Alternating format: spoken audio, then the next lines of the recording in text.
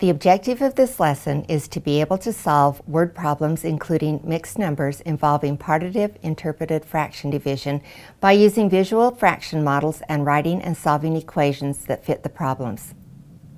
If 3/4 of a bag of chocolate chips is enough for 1 1/2 of a recipe of muffins, how many bags of chips are in 2 full recipes? This is a two-step problem. First, we have to find out how much of a bag of chocolate chips was needed for one recipe. Then we have to multiply that by 2 to find out how much is needed for 2 recipes. Draw a bar representing 3/4 of a bag of chocolate chips. Put an X on the 1/4 that is not used. Then draw a bar representing the 2 full recipes, aligning it to the bar representing the 3/4 bag of chocolate chips. Now we'll draw a line showing where the 3/4 bag and the 1 1/2 recipes line up in the same place. If 2/4 of a bag lines up with one recipe, then 2 recipes is double that amount. So it would take 1 full bag of chips to make 2 recipes. Each half of the bag lines up with one recipe. Let's write an equation for our division problem. We start with 3/4 of a bag of chocolate chips divided by 1 1/2 equals 1/2, or 3/4 divided by the fraction 3/2 equals 1/2. To reverse the equation and check with multiplication means 1 1/2 groups of 1/2 produces 3/4. So 3/2 times 1/2 equals 3/4. We learned in previous lessons that dividing by 3/2 is the same as multiplying by the inverse, which is 2/3. So 3/4 times 2/3 equals 6/12, which equals 1/2. We found that 1/2 of the bag of chocolate chips was needed for one recipe. We then have to multiply that by 2 to find out how much is needed for 2 recipes. 1/2 times 2 equals 1. 1 whole bag of chocolate chips is needed for 2 recipes.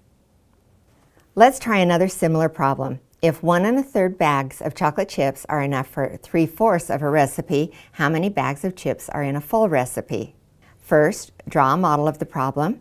Start with a bar that represents 1 1/3 bags of chocolate chips. Draw the bar and label it 2 bags of chocolate chips. Then divide it in half to represent each bag.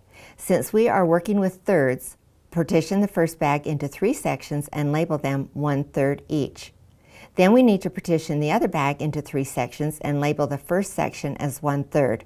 Cross out the other 2 sections that are not needed to represent 1 1/3. Underneath the first bar, draw a second bar and label it recipe. We need to make the bar showing 3/4 of the recipe the same length as the 1 1/3 bag of chocolate chips. 3/4 has to be the same length, but we'll draw a whole bar, which is what we are looking for in the answer. Let's draw the last fourth with dashes.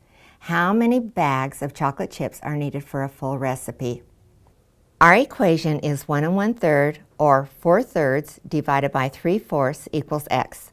Fourths and thirds don't line up, so we need to multiply the denominator of the dividend by the numerator of the divisor to find a denominator that will work. So 3 times 3 equals 9. We'll partition the top bar into ninths. There are 3 ninths in 1/3. How much of a bag of chocolate chips will fit in each 1/4 of the recipe? 4 ninths of a bag. Each 1/3 of the bag needs to be shared equally with each of the 3/4 of the recipe. Now we can draw our dotted line, which shows where 1 1/3 and 3/4 line up. Each fourth of the recipe bar has 4 ninths. So 4 ninths times 4 equals 16 ninths, which is 1 7/9 bag of chocolate chips. Let's check our answer with multiplication. 1 1/3, or 4/3, divided by 3/4 equals 16 ninths. So 16 ninths times 3/4 equals 48/36, which is equal to 4/3, or 1 1/3. Yes, our answer was correct. Let's use the invert and multiply method. 4/3 divided by 3/4 is the same as multiplying 4/3 by the inverse of 3/4, which is 4/3. So 4/3 times 4/3 equals 16 ninths, which equals 1 7/9. The answer is 1 7/9 bags of chocolate chips are enough for a full recipe. The objective of this lesson was to be able to solve word problems including mixed numbers involving partitive interpreted fraction division by using visual fraction models and writing and solving equations that fit the problems.